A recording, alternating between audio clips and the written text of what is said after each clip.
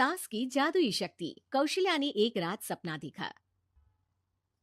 कौशल्या राजपूत, तुमने किए हैं जीवन में अच्छे अच्छे कर्म, इसलिए अब से जब तुम चाहो गायब हो सकती हो, जिसके लिए तुमको सिर्फ चुटकी बजानी होगी और चुटकी बजाते ही तुम गायब। बस एक बात का ध्यान रखना, जहां तुमने कोई गलत काम किया तुमसे ये शक्ति वापस ले ली जाएगी। कौशल्या की नींद टूट जाती है। ये कैसा सपना था? गायब हो जाऊंगी मतलब? हे भगवान, कंबल ओढ़ के सो जाती हूँ, सपना कंबल के अंदर नहीं घुस पाएगा। कौशल्या डर के मारे कंबल ओढ़ के सो जाती है। सुबह कौशल्या मंदिर जाने लगती है। अरे बहू, जल्दी चल, भिखारियों को खाना भी तो खिलाना है। हाँ माँ जी, अभी आई। आज तो खीर और पूरी बने हैं, सब खुश हो जाएंगे। दोनों सास बहू कार से खाने का सामान लेकर मंदिर पहुंचते हैं और भगवान की आराधना के बाद मंदिर के बाहर बैठी भिखारियों को खाना खिलाने लगते हैं। दीदी, आप हर हफ्ते आते हो, इतना सारा करते हो हम लोगों के लिए। मैं आपके लिए रोज अलग से दुआ मांगता हूँ। ये तो फर्ज है हमारा। दीदी, थोड़ी पैसों की मदद हो जाती तो अच्छा होता। बड़े चौराहे पे मेरी बीवी भीख मांगती है, उसका इलाज करवाना है, 100-200 रुपए लग जाएंगे। कौशल्या उसी वक्त भिखारी को 500 का नोट दे देती है और दोनों सास बहू वहां से लौटने लगती हैं। तभी कौशल्या को कोई शंका होती है।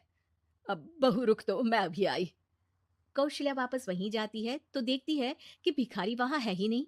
कौशल्या को रात का सपना याद आता है। वो चुटकी बजा के गायब हो जाती है और सीधे भिखारी के पास पहुंचती है, पर भिखारी को वो दिखाई नहीं देती।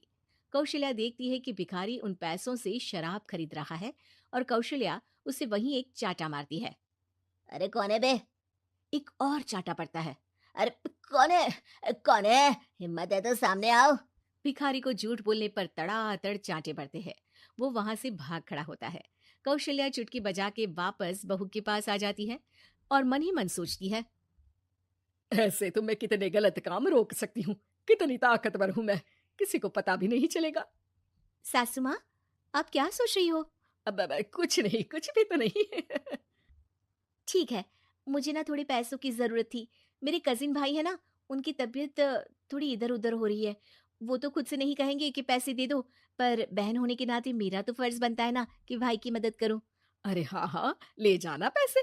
पैसे इसीलिए तो कमाते हैं कि जरूरत में काम आ सके। घर पहुंच के कौशल्या अपनी बहू को 10,000 रुपए दे देती है। कब जाएगी तुम मायके? कल शाम की ट्रेन है। दोनों काम में लग जाती हैं। तभी काम वाली दीदी वहां आती है। आज ना मैं आप लोगों के लिए पनीर बनाऊंगी। ठीक है, मंगवा लेती हूँ पनीर। पड़ोस की दुकान वाला पनीर दे जाता है और काम वाली बाई पनीर से रेसिपी बनाने लगती है। आज अपनी सुपर पावर काम वाली बाई पे ट्राई करती हूँ, देखूं तो सही किचन में करती क्या है ये। सास चुटकी बजा के गायब हो जाती है और किचन में पहुंचती है। बाई को खबर भी नहीं है कि कौशल्या भी किचन में ही है। आज तो मैं भी पनीर की सब्जी बनाऊंगी रात को अपने घर, और थोड़ा सा घी भी रख लेती हूँ। वैसे भी कौशल्या बुढ़िया खा खा के मोटी हो गई है। कौशल्या बाई की चोरी पकड़ लेती है और गुस्से में बाई की चोटी ऊपर उठा देती है। बाई को समझ भी नहीं आता कि उसकी चोटी खड़ी कैसे होगी। वो डर के मारे चीख पड़ती है। बहू भागते हुए किचन में आती है। अरे क्या हुआ? ये तुम्हारी चोटी खड़ी कैसे है? करंट लग गया है क्या? पता नहीं, शायद किचन में ना भूत है। बाई वहां से भाग खड़ी होती है और कौशल्या चुटकी बजा के अपने कमरे में टीवी देखने लगती है। बहू वहां जाती है। माँ जी, किचन में ना भूत है, बाई भाग गई। अरे भागने देना, भूत का तो पता नहीं, किचन में चोर जरूर था और वो थी अपनी काम वाली। अच्छा हुआ चली गई। बहू को कुछ समझ नहीं आया। उसने किचन में जो देखा उसके सदमे में जो थी वो अभी तक। अगले दिन बहू अपने मायके के लिए निकल जाती है। कहीं भिखारी और काम वाली की तरह बहू भी तो मुझे धोखा नहीं दे रही। अरे कहीं वो पैसे ले जाके शॉपिंग तो नहीं करने वाली ना। अभी पता लगाती हूँ, मुझसे कुछ छिपा है भला। जैसे भगवान सब देख रहा है, वैसे ही मैं भी सब देख रही हूँ। सास को अपनी शक्ति पर घमंड आ गया था। वो अब अच्छे काम करने की जगह अपनी शक्ति का इस्तेमाल खुद का शक मिटाने के लिए कर रही थी। वो चुटकी बजाती ही बहू के मायके चली जाती है। भैया, आपने बताया क्यों नहीं कि इतनी तबीयत खराब है? अरे तेरी सास बूढ़ी हो गई है, इतना भला काम करती है, उनकी मदद कौन करता है?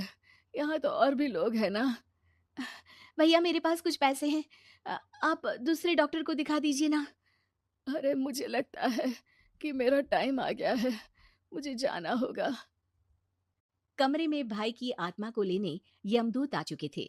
कौशल्या भले ही किसी को नहीं दिख रही थी, पर यमदूत ने उसे देख लिया। यही आत्मा है शायद, परछाई दिख रही है, पहले ही तैयार खड़ी है। अरे आप कौन हो? यमराज का नाम सुना है? हैं? आप यमराज हो क्या? नहीं, हम उनके यहाँ जॉब करते हैं, आत्मा उठा के ले जाते हैं डिलीवरी वाले। चलो अब, तुम्हारा टाइम पूरा हो गया। अरे आप शायद ना वो बिस्तर पर पड़े आदमी की आत्मा को लेने आए हो। मैं तो बस यहाँ देखने आई थी कि मेरी बहू कहीं मुझसे पैसे लेकर शॉपिंग करने तो नहीं चली गई ना। मतलब तुम्हारे पास शक्ति है गायब होने वाली? हाँ। तुम ऐसे तुच्छ काम में उपयोग कर रही हो ऐसी दिव्य शक्ति का, अब तो तुमको ही लेके जाऊंगा। अरे नहीं नहीं, कल मुझे किटी पार्टी में भी तो जाना है। अब नरक में ही करना किटी पार्टी। नहीं नहीं नहीं। 3 बार नहीं क्यों बोल रही हो? टीवी सीरियल चल रहा है क्या एकता कपूर का? अरे प्लीज मुझे जाने दो। आप तो उस बीमार आदमी की आत्मा को लेने आए थे ना, गलत डिलीवरी करोगे तो यमराज डांटेगा ना। बात तो सही कर रही हो, पर हमको उस पे दया आ गई। अभी उसकी उम्र ही क्या है, पर कुछ तो लेके जाना पड़ेगा ना। एक काम करो, अपनी शक्ति दे दो, गायब होने वाली। हैं? अरे क्यों? तुम पृथ्वी लोक का भ्रष्टाचार रोक सकती थी, चोरी रोक सकती थी, अरे कोरोना रोक सकती थी, पर तुमने अपनी बहू की जासूसी करना शुरू कर दिया। अरे लेकिन किंतु परंतु। यमदूत सास की शक्ति लेके वापस चले जाते हैं।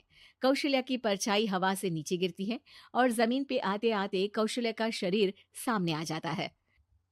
अरे लग गई, कितने ऊपर से फेंका। माँ जी, आप यहाँ ऊपर से कैसे गिरी? अरे समधन जी, आप अचानक कमरे में।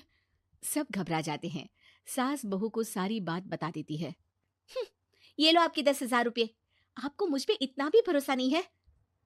अरे बहन, मुझे दर्द नहीं हो रहा है, अब अचानक से सब अच्छा होने लगा है। अरे तो फिर बिस्तर से उठ जाओ और मुझे लेटने दो, गिरी हूं ऊपर से तो पूरा बदन दुख रहा है। भाई को तो यमदूत ठीक करके जाते हैं, पर कौशल्या देवी दर्द के मारे बिस्तर पर आ जाती हैं।